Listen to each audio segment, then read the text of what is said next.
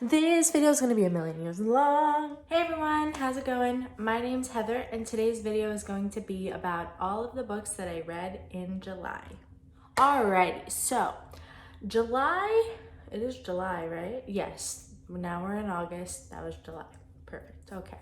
It wasn't the best month in terms of ratings. So first I want to give some statistics. I just find this is kind of a fun way of looking at all the books that I read in that previous month. And it kind of gives you a little perspective of what you're reading and maybe if there's anything that you want to incorporate in the following month. And so I just think it's fun to share. I'm looking at the stats, so if I look down, that's why. In July, I read 7 books for a total of 1,940 pages. The moods of the books were primarily reflective, lighthearted, emotional, relaxing, and informative. What book was relaxing? Oh, I know. In terms of pace, most of the books that I read are medium paced, but there was one fast paced and one slower paced. Page number, more than half of the books I read this month were less than 300 pages, which initially I had wanted to film a video this past month of me reading 7 books in 7 days. However, the timing just didn't align, and so I'm postponing that video. I don't exactly know when, but it's not in July because we're now in August. Anyway, that is why a larger portion of the books that I read in July were under 300 pages. 6 out of the 7 books were fiction. I'm really not a nonfiction reader. Every once in a while I will dive in, but I just tend to want to escape from reality. And so I read fiction books for the most part. Genres, mostly contemporary and romance, with some speculative fiction, magical realism, literary history, and essays. So a pretty good month in terms of genre. Out of the 7 books, I read 5. Was it 5? Yeah, I think I read 5 physical copies and 2 digitally. And my average rating for the month was a 3.57, which isn't as high as I would like it to be, but I'll get into that as I talk about the books. Anyway, let's stop rambling and start with what you've came for. Book number 1 in July was The Roughest Draft by Emily Wilberly and Austin Sigmund Broca.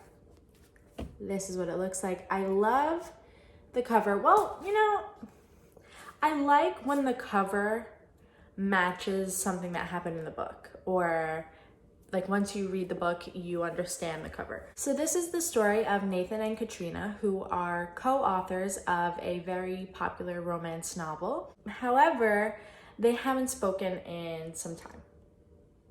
So you're probably like, okay, well, how are they co-authors if they don't talk? Yeah, well, the thing is, something happened between them. No one really talks about why they separated from writing with one another. Part of their contract is to write another book together, and they've been putting it off, and the time has come where they are forced to reunite and work on this book. There's a question of what happened in the past and what that will mean for them in the future, both personally and professionally. This book has a 3.7 rating on Goodreads, and so I really wasn't expecting to like it as much as I did. I gave this a 4.5 stars. If you don't know by now, I love books and about authors, which, stay tuned. It was told in dual point of view, so you get both Katrina's and Nathan, point of view. I really enjoyed this because it followed the whole book writing process. It really took you along to what an author does or what co-authors do when they're writing a novel. I thought that was so cool, so fascinating. There were a few things that didn't make it a 5-star for me. I hated a character in the book. I didn't love that the guy Chris was just like an ass, really. If you watched my videos like way back when, you would have seen Nala as like a little baby. And now, come here. She's a big girl. Okay, sorry Nala. Okay, back to the book. It was a bit of a slow burn. It took a bit of time to get to like the action, which, you know, cat hair on me, which kind of also contributed to the lack of that 0.5 star. I hate telling you the tropes because I love going into books blind. I don't like to give too much away, but I really enjoyed it. One thing to be aware of, there was a fine line between cheating and not cheating in this book. I don't condone any type of cheating, so I understand why people would get turned off. So just, you know, keep that in mind. Maybe that's also part of why it doesn't have as great reviews, but I mean, 3.7 really isn't bad. That means like a lot of people rated it a 4. Whatever. I will wrap it up by saying I gave it 4.5 stars. I really thought it was an enjoyable read. Nala? Nah. No, because none of the doors make that sound. This video is a hot mess. Okay. Book number 2 was It Happened One Summer by Tessa Bailey. And I know Tessa Bailey has some hardcore fans, and rightfully so. This was a very enjoyable read. I gave it 4 stars. If you've ever watched Schitt's Creek, this book is loosely based off of Alexis Rose in Schitt's Creek. The girl in here is Piper. Basically what happens is she is this wild party girl. Her stepdad has a lot of money. One thing happens and she goes a little too crazy. Her stepdad's like, no, you need to relax because you're kind of ruining my image and I have this big deal coming up and you know, you gotta do something about this. He sends her as well as her sister to this fishing town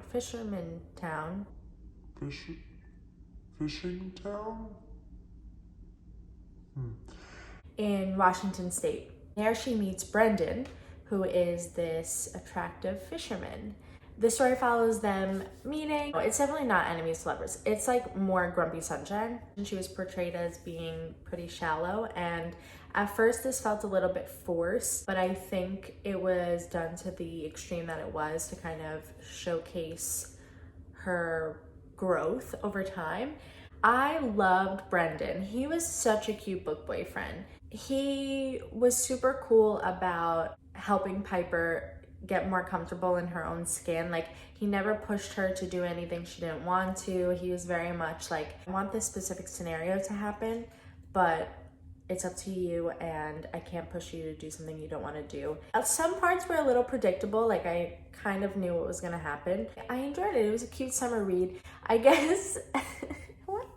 I guess that the reason I didn't give it that extra star, this isn't the only reason, but one of the reasons is that the spice was good, don't get me wrong, but the like pet names, like he would call her Honey, and I don't know, like to some people that's like no big deal, it's probably cute, but to me, I don't know, just the way it was done, I was like, don't do that. I don't like that. I also loved how cute the sisterly bond in here was. Now for a read that wasn't my favorite, but wasn't necessarily bad. That is the Layover by Lacey Walden.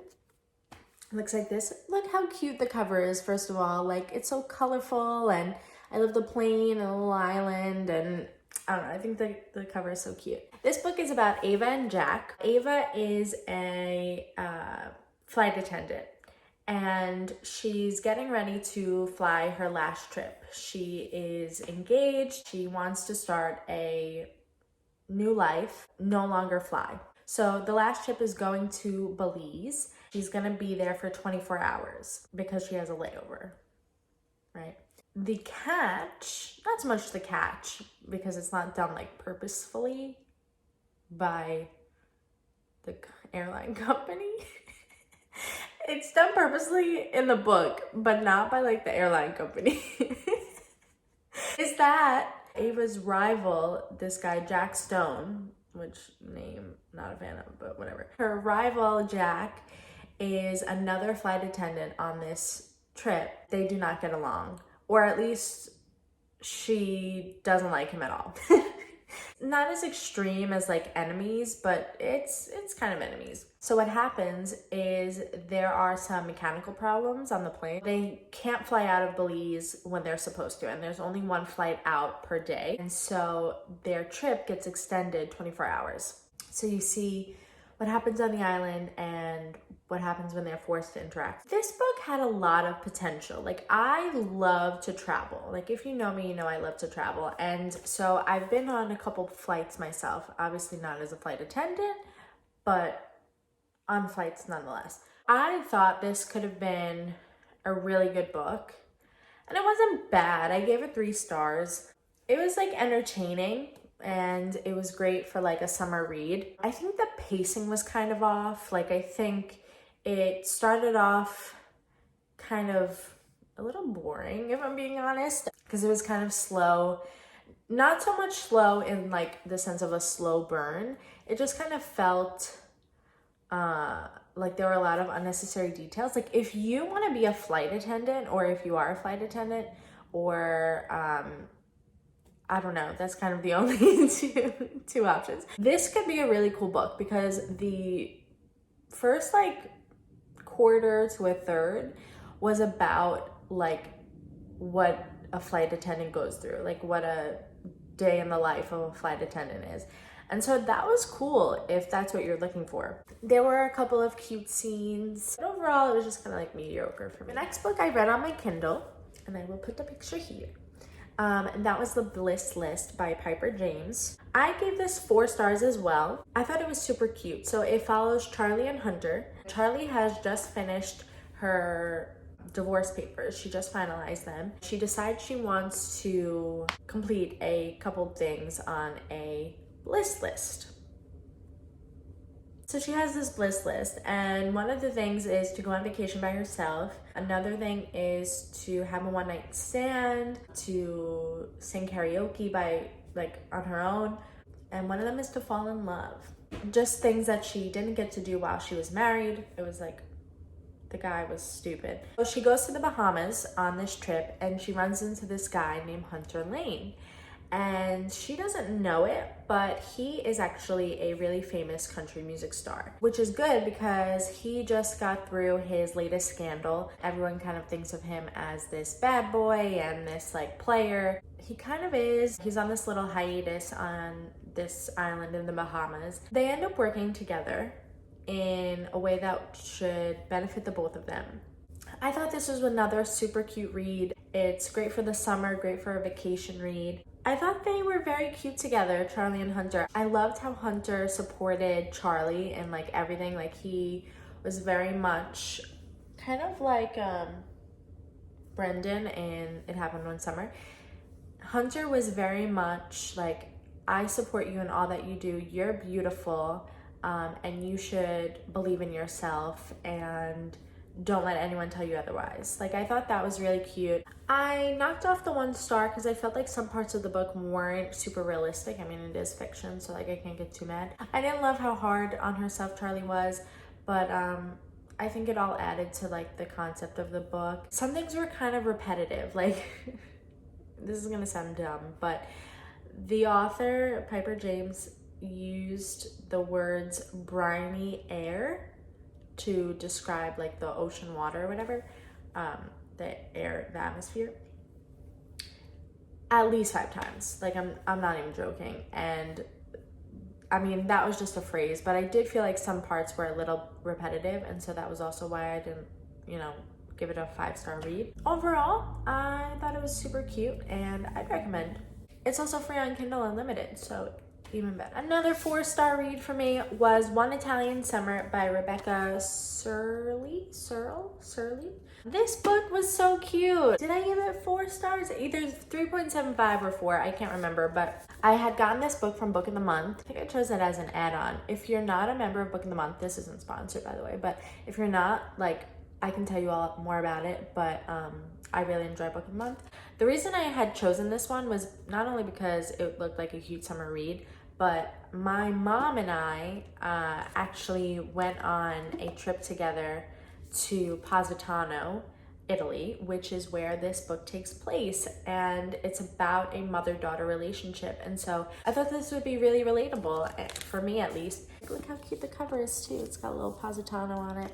If you have never been to Italy, this was such a cute way of getting a little taste of travel. There's descriptions of the atmosphere, of the environment, and also of the food, of the way people dress and talk. I thought that was really fun. Oh, I should probably tell you what it's about. Katie, the main girl, and her mom, Carol, are supposed to go on this trip to Italy together. But unfortunately, Carol gets sick. And you learn in the very beginning of the book that she has died. So that's not a spoiler or anything. It literally says it on the in the description. Well, Katie is very much lost. Like, her mom was her best friend. She doesn't know how to go on living without her. She decides to take the trip, and while she's there, she gets to Italy, and the first day she gets there, she runs into this woman, and then she faints. And she faints because it is her mother 30 years prior, like her age. So they're both 30. The woman, Carol, she has no idea who this person is. Or does she? No, it's not a mystery, but maybe a little bit of a mystery. I don't know. Anyway, gave this 4 stars, or 3.75, because, why did I do that? Some of the parts seemed a little out there. Obviously, if she met this woman, if there's like some kind of time travel, it's not realistic. I mean, who knows, maybe in the future it will be, but I think the part that I didn't love was how it seemed like Katie had moved on in a way. I don't know how I would have reacted, but luckily, like, knock on wood, I think a lot of people judge her for doing what she did. You don't know how you would react in that situation. Or hopefully you don't. In my book journal, I recommend this book if you love Italy and or your mother. Yeah, okay. I think I mentioned it in another video of mine, and if you know me personally, you know I love good old Harold Styles. So there might be a video coming up soon, specifically dedicated to good old Harry. You might guess what video that is by my next 2 reads. So the first one is In Watermelon Sugar by Richard Brautigan.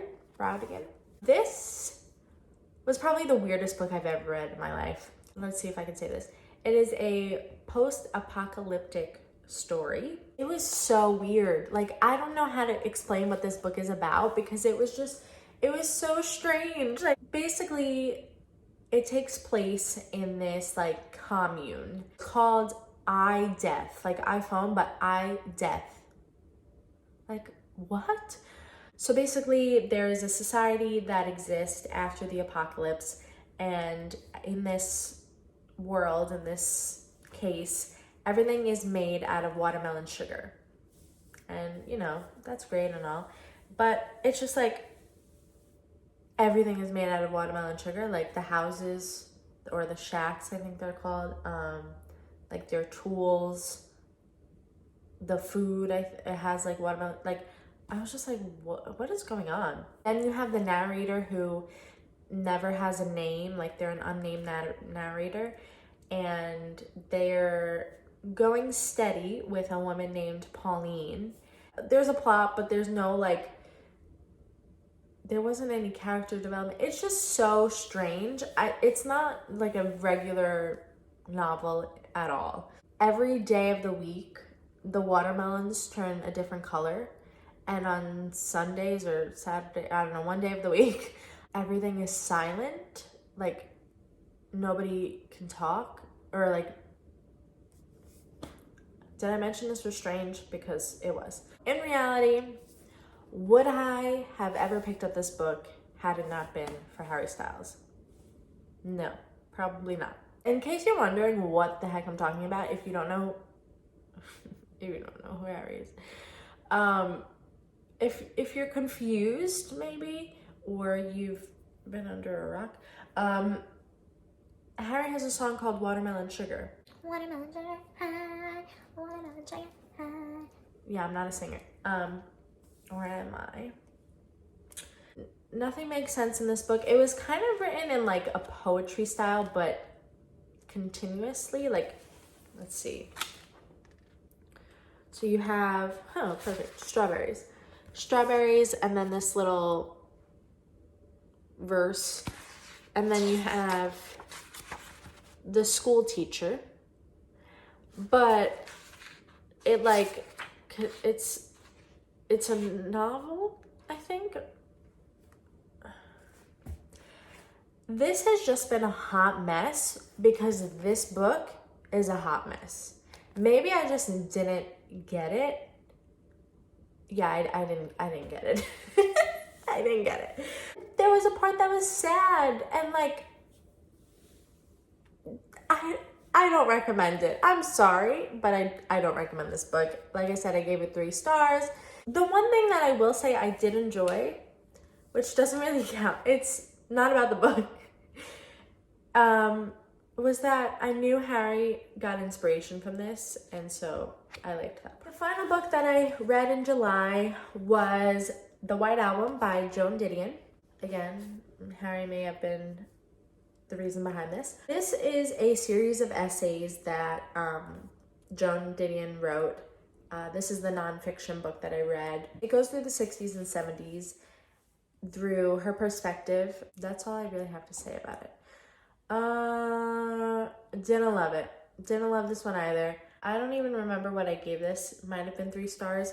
I forgot to write it down in my journal. No, I'm gonna be honest, I skimmed like the second half of the book because I was not enjoying it at all. Not sure if I'm a nonfiction reader. Like, I don't think it's for me. Like, if it's someone that I really care about and like take inspiration from, then I'm gonna enjoy the nonfiction book. Like, if Harry wrote a book, you know that I will be there. I won't even be there the day that it comes out. I will be there at the publishing company, ready to like get it off the presses. Like, anyway, but that's besides the point. I'm just not a nonfiction gal. I'm just not as smart as Harry Styles. That's what it all comes down to. No, but in all seriousness, I wasn't interested. Maybe if you like nonfiction, this would be great. Her writing is phenomenal. Like, the way she reports on things, just like linguistically, the vocabulary, everything was really beautifully written. It's just like, well, now that this video is an hour long, I am going to end it here, mostly because those are all the books. I hope that you enjoyed this video. I would love to know what you read in the month of July and what you're looking forward to read in August. You know, let me know in the comments below. Also, you'll probably notice that I'm fairly new to the BookTube community. I would love to hear any suggestions that you have to make my videos better. Like, how's the audio? Do I talk too slow? Like, I mean, these are things that I worry about, but also I want to know your opinion so that I can make my videos better. And that's kind of it. Thank you so much for watching, and I'll see you soon. Bye.